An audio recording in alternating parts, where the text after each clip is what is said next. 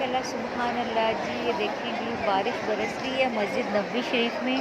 मैं अंदर हरम में बैठी हूँ, लेकिन एकदम से बारिश हुई है तो सब बाहर आ चुकी हैं और ये देखें रहमतें बरस रही हैं मेरे आका की नगरी में। सरकार के दर की ज़ियारत कीजिए, यहाँ पे तो हर टाइम रहमतें ही बरसती रहती हैं माशाल्लाह से सुभान अल्लाह।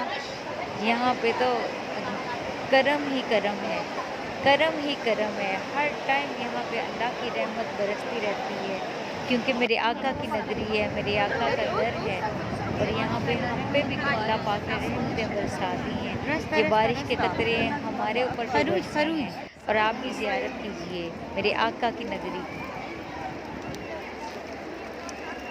रहमत की बारिश।